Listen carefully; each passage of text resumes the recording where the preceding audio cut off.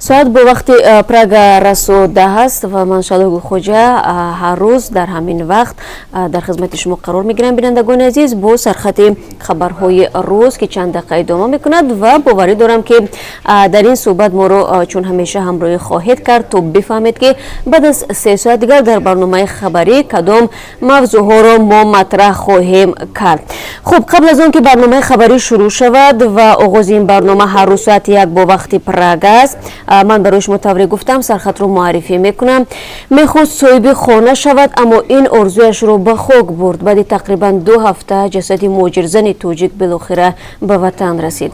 ҷасади Гулбегим Раҳмонова, сокини шаҳри Душанбе, беш аз 10 рӯз дар сардхона буд ва агар фаъолони ҳуқуқи муҳоҷирон дар пайи ҷустуҷӯи наздиконаш намешуданд, эҳтимол ҷасадро месӯзонданд. пайвандон мегӯянд Гулбегим баъд аз сари шавҳари ҷавонмаргаш мехост манзиле бихарад ва писарони хурдсолашро саробонӣ кунад. аммо ҳамагӣ баъд аз 2 моҳи муҳоҷират тобуташ ба назди фарзандонаш интиқол ёфт. ҳамкорони мо аз субҳи имрӯз дар манзили зисти волидайни Гулбегим Раҳмонова буданд ва дар барномаи хабарӣ дар ин бора барои шумо гузоришро пешниҳод хоҳем кард. падарамро раҳо кунед ва ё зиндонӣ шудани падару писар барои хариду фурӯши маводи мухаддир. додгоҳи дар Душанбе ҳукми худро содир кард ва аз як хонавода падару писарро ба муҳлатҳои гуногун ба зиндон маҳкум намуд. аммо хешовандони ин 2 нафар ҳукмро бераҳмона ва ноодилона номида гуфтанд ба додгоҳи шаҳрӣ шикоят мебаранд. падару писар сокинони ҷамоати Чортепаи ноҳияи Рӯдакиро моҳи ноябри соли 2018 кормандони оҷонси мубориза бо маводи нашадор бо иттиҳоми хариду фурӯш ва нигаҳдории 3 кило маводи мухаддир дастгир карданд ва бояд гуфт ки дар Тоҷикистон солона 10 нафар барои қочоқи маводи мухаддир дастгир ва зиндонӣ мешаванд, аммо бори аввал аст ки як падару писарро бо чунин иттиҳоме ба зиндон меандозанд. ва агар ин мавзӯъ ҷолиб буд барои шумо бинандагони азиз, пас расо баъд аз 3 соат дигар моро дар пахши мустақим тамошо кунед. афсонаро вайрон мекунанд, аммо масъалаи пардохти ҷубронпулӣ ҳанӯз ҳал нашудааст.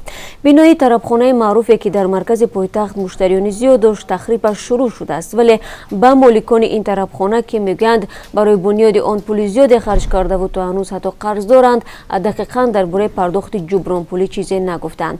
ҳарчанд мақомот мегӯянд ҳеҷ ҷои ташвиш нест ва ин масъала дар қарори раиси шаҳри Душанбе зикр шудааст, аммо ба ҳар сурат нигарониҳо ва суҳбати ҷонибҳоро ҳамкорони мо дар як гузориш гирди ҳам оварданд ва баъди камтар аз 3 соат дигар метавонед онро дар барномаи хабарӣ тамошо кунед. мардум бояд бо милитсия ҳамкорӣ кунанд. бо ин ҳадаф сафорати Амрико дар яке аз минтақаҳои Тоҷикистон бунёди маркази нави ҳамкории мақомоти интизомӣ бо аҳолиро ба истифода дод. ба хотири эҷоди боварӣ сафорат садҳо ҳазор сомонӣ сарф кард. ин марказ дар ҳоле бунёд меёбад ки дар ҷомеа дар бораи фасодзадагӣ ва бадрафториву дағалии маъмурони милиса дар муомила бо мардуми оддӣ зиёд суҳбат мешавад ва вуҷуди афроди қалбдаст дар сафи нирӯҳои милисаро худи вазири умури дохила Рамазон Раҳимзода низ борҳо эътироф кардааст. бонки давлатии Амонатбонк ба хариди саҳмияҳои ҷамъияти барҳамдодашудаи Сангтуда аз мардум шурӯъ намуд.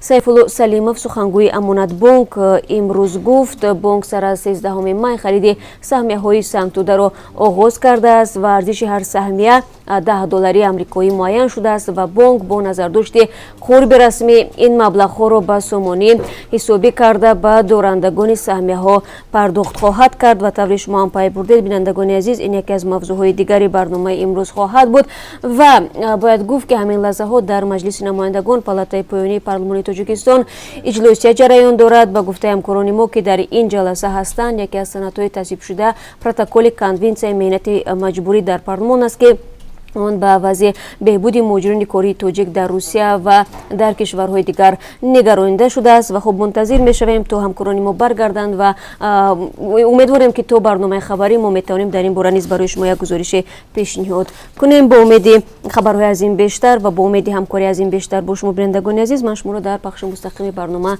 мунтазир мешавам.